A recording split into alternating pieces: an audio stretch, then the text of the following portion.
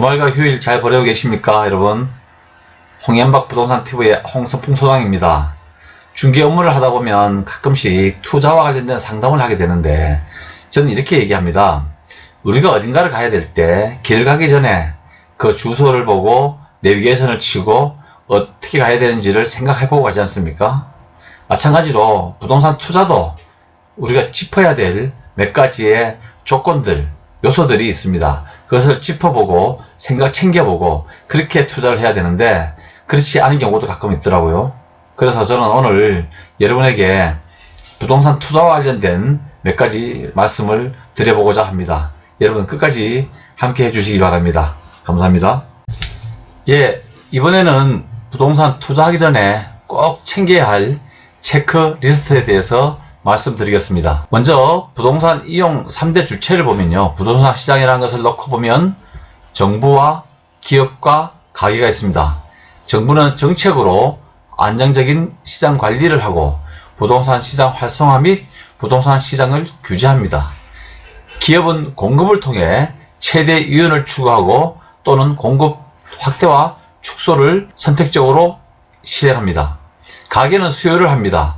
사적 이익을 추구해서 투자 확대를 할 수도 있고 투자 축소를 할 수도 있습니다. 부동산 시장에서의 정부, 기업, 가게의 목적과 전략은 이와 같으므로 저는 오늘 가게와 관련된 말씀을 드리겠습니다. 자, 우리가 무엇을 하든 최종 의사결정을 하기 전에 챙겨야 될 것이 있습니다. 이와 마찬가지로 우리 부동산 투자도 투자를 하기 전에 6가지의 육하 원칙에 5W1H 조건이라는 걸로 아마 한번 챙겨보고 가야 되면 실수를 줄이지 않나 생각합니다. 자, 투자 타이밍, 투자 목적, 투자 지역, 투자 대상, 그 다음 누구 명의, 자금 계획, 이렇게 6가지를 챙겨보고 투자하면 아마 실수를 줄이는 좋은 투자가 될 것입니다. 지금부터 하나씩 말씀을 드리도록 하겠습니다. 자, 먼저 투자 목적이 무엇인가입니다. 첫 번째, 투자에 있어서 가장 중요한 것은 투자 목적입니다. 인간 기본적인 생활의 토대인 의식주에 속하는 주거의 공간은 부동산의 하나로서 중요하다고 볼 수 있으며, 이러한 주거 공간으로서의 부동산을 단지 내 집 마련으로서의 목적인지, 아니면 임대 수익을 위해서인지, 아니면 노후를 위한 투자 목적인지 목적의식이 확실해야 합니다. 자, 내가 사용을 목적으로 한다면 주거용인지 상업용인지 공업용인지 농업용인지 임업용인지 또는 업무용지를 결정해야 하며, 이익을 목적으로 한다면 투자 수익, 임대 수익, 개발 이익, 양도소득, 그 어느 것을 투자의 목적으로 할 것인지 결정해야 합니다. 그 다음에 두 번째, 투자 대상은 무엇인가? 투자 목적이 정해졌으면 투자 대상을 정해야 합니다. 토지를 할 것인지 아니면 건물을 할 것인지, 토지를 한다면 지목은 무엇을 할 것이며 건물을 한다면 어떤 용도를 할 것인지 사전에 미리 확인하여 정해야 하며, 각각의 부동산의 세금 관련 사항은 어떻게 되는지도 구체적인 자료를 살펴보고 확인해서 선택하면 좋습니다.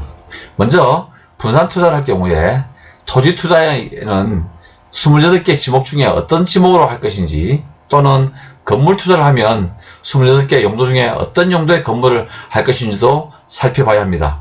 또한 세금 관련해서도 취득세가 얼마인지, 재산세가 얼마인지, 보유세인 또 종합부동산세는 얼마인지, 내가 거래세가 얼마나 되는지, 양도소득세는 얼마나 되는지, 이런 것도 챙겨봐야 합니다. 세 번째, how. 투자자금은 어떻게 할까? 부동산 투자는 고가성의 상품이므로 비용이 많이 들어가는 투자입니다. 많은 비용을 어떻게 조달할 것인지 사전에 점검하여 결정하여야 실수를 하지 않습니다. 전부를 보유자금으로 할 것인지, 아니면 일부를 타인 자본으로 차용 투자할 것인지, 또 아니면 은행 대출을 일으켜 할 것인지도 결정해야 합니다. 또 얼마의 금액을 투자할 것인지도 결정해야 합니다. 자기 자본과 타인 자본, 그리고 레버리지 효과를 보기 위한 은행 대출, 이런 것들도 알아봐야 됩니다. 그 다음에 네 번째, where. 투자 지역은 어디로 할 것이냐? 투자 지역을 선정할 때 중요하게 고려해야 하는 사항은 그 지역의 발전 가능성입니다. 발전 가능성이 있어야 미래 가치가 상승할 수 있으므로 투자 목적을 달성할 수 있습니다. 향후 개발이 예상되거나 지속적인 성장 국면에 있는 곳, 특히 자연환경이 좋은 지역, 인구 유입이 예상되는 지역은 투자 가치를 크게 해주는 요인이 됩니다. 자신이 잘 알고 있는 지역이거나 알 수 있는 지역을 선택하는 것도 중요한 요소입니다. 먼저 그 이치 중에서는 청기가 있죠. 햇볕, 달빛, 별빛 등이 잘 들어오는지, 잘 볼 수 있는지, 잘 챙길 수 있는지도 봐야 되고요. 그 다음에 인기는 기생성량, 그 동네 사는 사람들의 관상, 또 심상, 체상 이런 것들도 중요합니다. 왜? 이웃으로 그 살아야 되는 사람들이 어떤 사람이 있느냐에 따라서도 아마 중요한 요소일 것입니다. 그 다음에는 그 지역의 지수나 화풍, 그 공공용지에 좋은 시설이 있는지, 혐오시설이 있는지도 알아봐야 할 것입니다. 생애주기는 5단계인 성장기, 성중기, 성숙기, 쇠퇴기, 천익기, 악화기로 나뉩니다. 그 지역의 성장기는 새로운 지역으로 성장하는 시기이며, 두 번째 성숙기는 지역 개발이 끝나는 단계이고, 부동산 가격은 최고가가 되며 가장 활발한 기억이 되겠습니다. 세 번째는 그 성숙기가 지나면 쇠퇴기가 옵니다. 지역 여건이 악화되면서 쇠퇴하는 시기죠. 네 번째는 천익기입니다. 여가장이 일어나는 시기이고요. 다섯째는 악화기로 슬럼화 단계로서 도시 빈민 거주화가 시작되는 지역입니다. 다섯 번째, when 투자 타이밍은 언제인가입니다. 투자에 있어서 가장 중요한 투자 목적보다 어쩌면 더 중요한 요소가 타이밍이 아닐까 합니다. 언제 사서 언제 파느냐가 승패를 가름하는 경우가 많기 때문입니다. 특히 단기성 투자인 경우에는 환급성을 중시해야 하며, 장기 투자인 경우에는 투자 수익률이 높은 것으로 예상되는 상품을 고르는 것이 중요합니다. 그 다음에 그 기업의 경기 변동 주기도 한번 살펴볼 필요가 있습니다.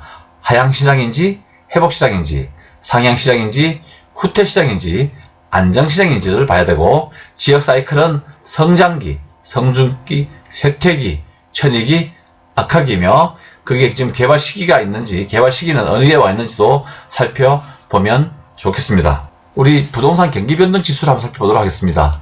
4국면 중에서 지금 정점에서 내려가고 있으면 우리는 후퇴시장이라고 합니다. 그 다음에 이 후퇴시장이라는 것을 뭘 하냐면 이 평균선을 가지고 하죠. 하향시장의 사례가 가격은 상한치를 가격입니다. 그 다음에는 하향시장으로 내려가죠. 저점을 찍고 나면 다시 올라가게 됩니다.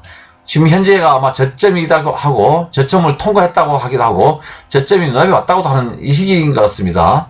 그 다음에 회복시기입니다. 후퇴시장이나 하향시장에서는 매수자 주도 시장이 되고요. 그 다음 회복시장과 상향시장에서는 매도자 주도 시장이 됩니다.